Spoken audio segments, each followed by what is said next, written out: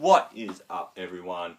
My name is Jack Southall, back again with another video, and this video is my WWE TLC Tables, Ladders and Chairs 2015 review.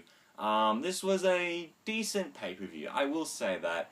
There were a lot of high moments, and yes, you did get, your low moments, but a lot of the stuff was pretty damn good in this pay-per-view. So, let's kick it off with the pre-show match, kickoff match.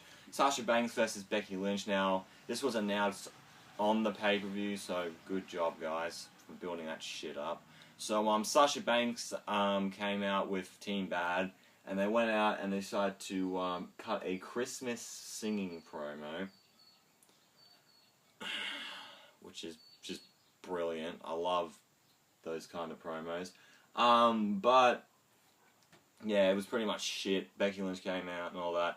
And these two had a pretty fine match for the time they were allocated. They were only like 12 minutes, so that was okay time for a kickoff match, even though most of it was just put in with advertisements for the WWE Network, so that was pretty annoying. Like, there were pretty long ads for, like, while a match was going on. Like, Jesus Christ.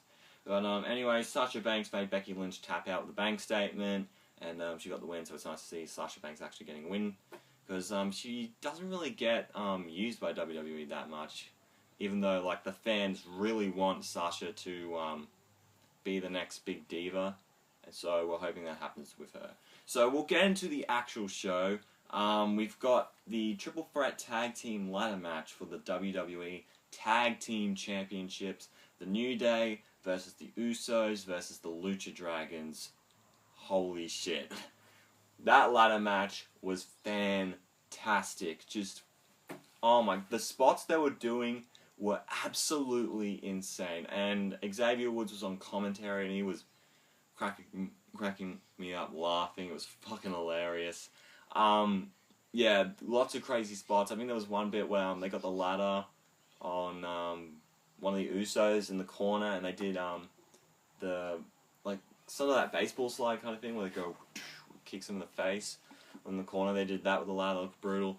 But by far the spot of the night, well, Kalisto got, I think it was Kofi, they did the something del Sol, whatever the fuck it's when, like, he grabs someone's head, he does, like, a flip over them, and he lands. Well, he did that on the top of the ladder, and there was, like, a bridge between the ladder, the rope, and there was, like, a ladder in between the one they were on and the middle rope. They landed that, broke through it. It was insane. Holy shit moment right there. That is probably, like, the spot of the year. That or the RKO out of nowhere from WrestleMania 31 that was on Seth Rollins. But, nah, that one's spot of the year. That was fucking insane. Everyone held their own in this. Xavier Woods would freak out, like, anytime the New Day would get beat up. It's like, oh, damn it, and, it was pretty funny. But I think Xavier Woods helped out New Day retain their tag titles. Brilliant match. All 6 of those guys deserve a raise. Great shit. So, we get our next match, Rusev versus Ryback. Wow, we just went from what the cool kids would say, 100 to 0 real quick. So, yeah, we all know the shitty backstory. Ryback said some bad things about Rusev. Rusev is angry.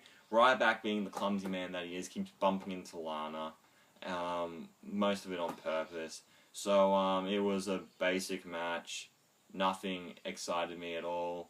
Rusev just hit the accolade. Ryback passed out. Rusev won. Hooray, let's move on. Next up, we have Alberto Del Rio versus Jack Swagger in a chairs match for the United States Championship. Not as bad as everyone's claiming it to be. I thought this was actually quite okay for what they did. I know everyone didn't really like the bit where Jack Swagger had Del Rio in the ankle lock, or the Patriot lock, but he had the chair on it. I thought it was cool. At least he was using the chair in a somewhat unique way. But he just kept holding on to stuff, and he moved out of the way. He had a whole stack of tables up, and chairs. And did he do the Swagger Slam, or whatever he calls it, where he gets on the rope and just like flops on him, or something like that. I know he did that in the match, but how Del Rio ended up getting Swagger kind of cross arm breaker on the ropes, but he ended up beating Jack Swagger when he did. What is it? He does the stomp when Swagger's on the second rope while he's hanging on. There's a whole bunch of chairs underneath him, and like Alberto Del Rio does a stomp off the top rope while Swagger's on the second rope, and it looked pretty cool, and that's how it ended the match. So Del Rio retains the US title. Thank God he's not with Zeb Coulter anymore. This whole Mexican America thing was bullshit. They better hurry up because the dogs outside won't shut the fuck up. Next up, we've got the Wyatt family versus Team ECW, which is the Dudley Boyz, Tommy Dreamer, and Rhyno, in an 8-man tag team elimination tables match. And, yeah, not a lot of people dig this as well. This was okay, but it could have been so much better. Pretty much, but I'm happy that the Wyatt family did actually win this match. Even though, like, there was at some points where it didn't look really good. There was quite a few botches in it, like, can I just say, Bubba Ray Dudley and Braun Strowman do not have good chemistry together.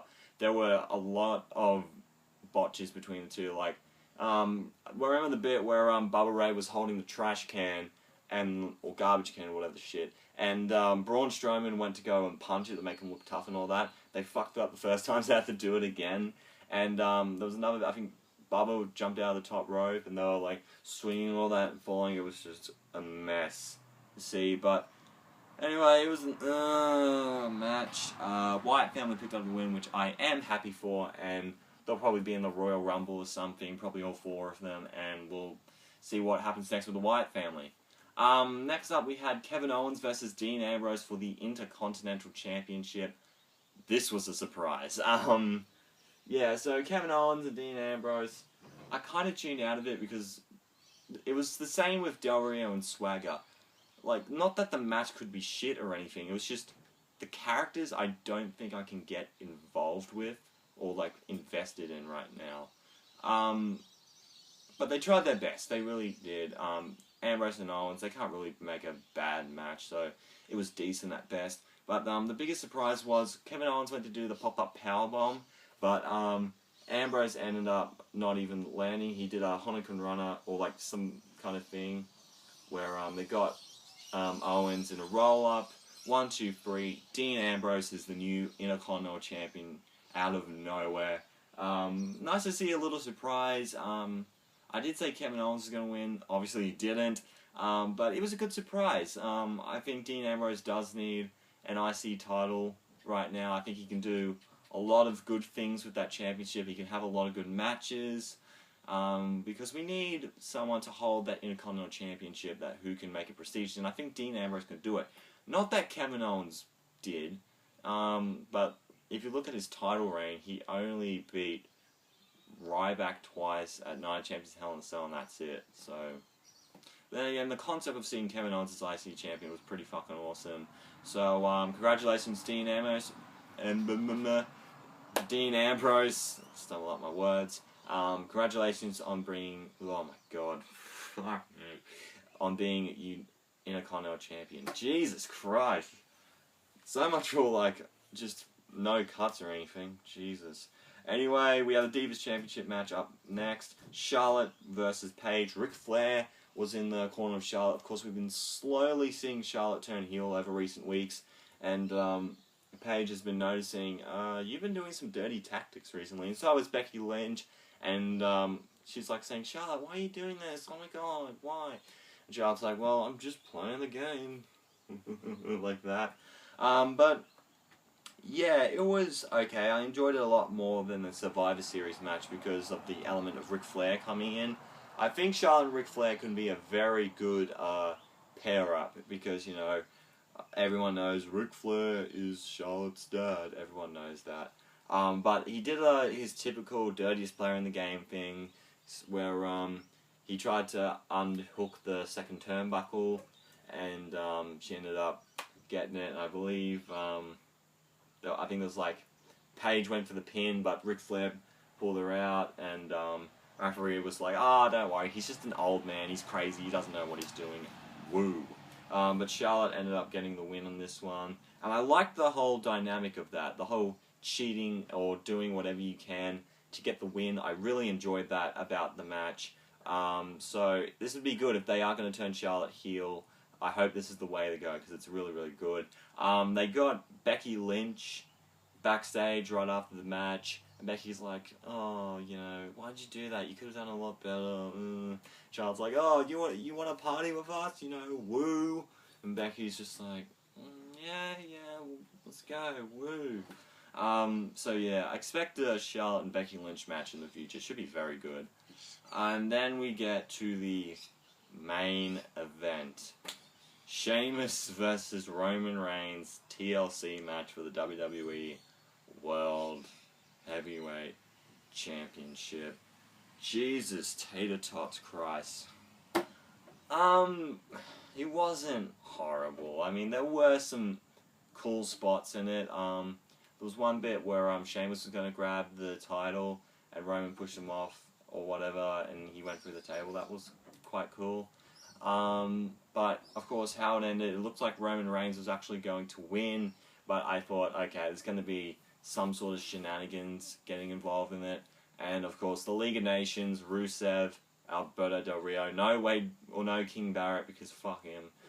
They came out and they helped Sheamus win the championship, and then that's when things get good. Because Roman Reigns is like, you know what, I'm sick of getting screwed over, I'm going to kick all of your asses. He beats the shit out of Rusev, beats the shit out of Del Rio, and beats the shit out of Sheamus. Just spears, Superman punches, chair shots, the whole lot. It was pretty cool. And I'm like, yeah, it's pretty cool. Like that, what I meant. And then Triple H and Stephanie comes out, and Triple H is like, alright, what the hell do you think you're doing, Roman? And Roman's like, bitch, please. Spears him, does Superman punch, beats the shit out of Triple H. I believe he tried to do a powerbomb onto the table, didn't break, but he went to run on the other table, elbow drop through, Triple H is practically dead, and I'm just like, oh my god, Roman, you look like a badass. This is the Roman Reigns we have been dying to see.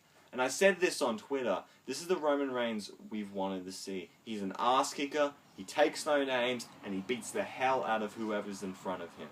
To quote the Shane Douglas promo from ECW. But don't worry, Triple H didn't smash his knee into a obliterate.